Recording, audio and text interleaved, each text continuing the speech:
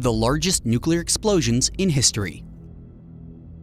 7 years after dropping atomic weapons over the Japanese cities of Hiroshima and Nagasaki, the United States detonated the world's first thermonuclear weapon, the hydrogen bomb, on November 1, 1952. The test occurred on Eniwetok Atoll in the Pacific, and the device, codenamed Ivy Mike, yielded an explosion equivalent to the destructive power of 10.4 megatons of TNT. It was 1,000 times more powerful than conventional nuclear devices of the time. Edward Teller, a physicist and ardent supporter of the development of the hydrogen bomb, was able to detect the detonation 5,000 miles away, in Berkeley, California, by observing a seismometer which detected the blast shock waves moving through the Earth. Codenamed Castle Bravo, the United States' first test of a dry-fuel hydrogen bomb took place on March 1, 1954. Detonated at Bikini Atoll in the Marshall Islands, Castle Bravo is the most powerful nuclear device ever tested by the United States, with a yield of 15 megatons of TNT. The explosion, far larger than the expected yield of 4 to 8 megatons, coupled with shifting winds, resulted in widespread radioactive contamination of the area and adverse conditions for the native people who live there. The 1957 novel On the Beach was inspired by the Castle Bravo test and depicted a world dying of radiation after an atomic war. Just 1 month later, on March 27, 1954, the United States continued their Operation Castle nuclear tests with Castle Romeo, the first test of the TX-17 thermonuclear weapon. Castle Romeo, also detonated at Bikini Atoll, was a weaponized dry fusion bomb that again exceeded original expectations for total explosive yield. Romeo was the first nuclear test conducted on a barge, which was necessary because the explosions were blowing vast holes in the natural reefs of the islands. Originally expected to produce a yield of 4 megatons, Castle Romeo was the third largest test ever detonated by the United States, producing a blast of 11 megatons. That same year, Castle Yankee was the codename given to a test weapon detonated at Bikini Atoll on May 5, 1954. The Runt 2 nuclear device used partially enriched lithium fuel for the fusion stage and yielded a 13.5 megaton blast. The yield was still greater than predicted due to the enriched fuel and fast fission of the natural uranium tamper within the device. Ending a 2-year moratorium on nuclear testing between the United States and Soviet Union, the Soviet Union conducted its largest and most intensive battery of nuclear tests ever in 1961. On October 23, 1961, in the Novaya Zemlya area of the Western Arctic, a weapon producing 12.5 megatons was detonated in test number 123.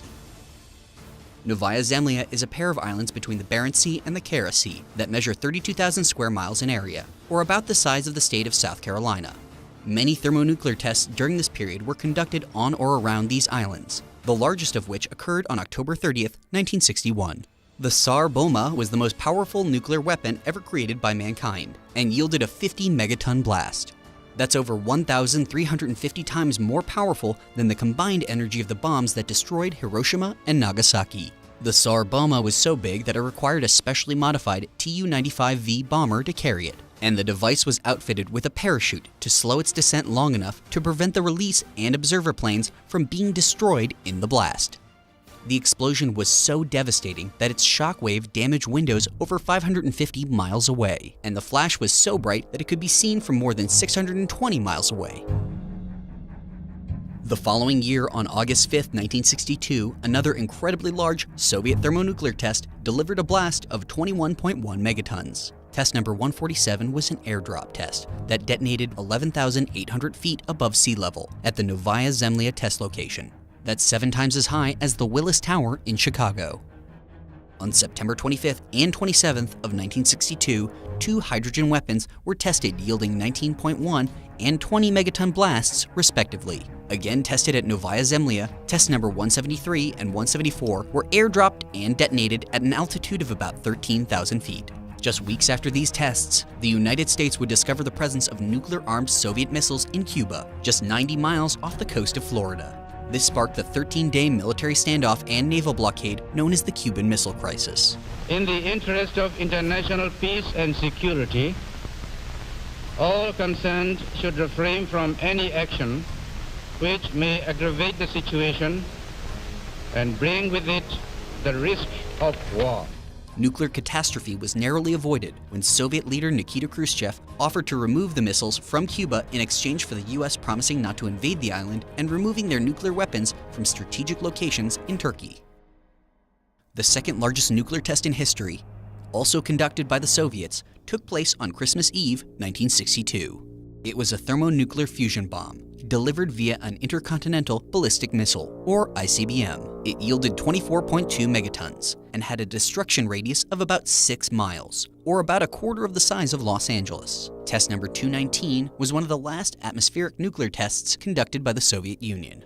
Less than a year later, on August 5, 1963, the governments of the Soviet Union, United Kingdom, and United States signed the Partial Nuclear Test Ban Treaty. This prohibited all test detonations of nuclear weapons in the atmosphere, outer space, or underwater, and was designed to slow the arms race and stop the excessive release of nuclear fallout into the Earth's atmosphere. Underground tests were still permitted under the treaty and continued until September 10, 1996, when the Comprehensive Nuclear Test Ban Treaty was adopted by the United Nations General Assembly. The only countries not to have signed the treaty are India, Pakistan, and North Korea.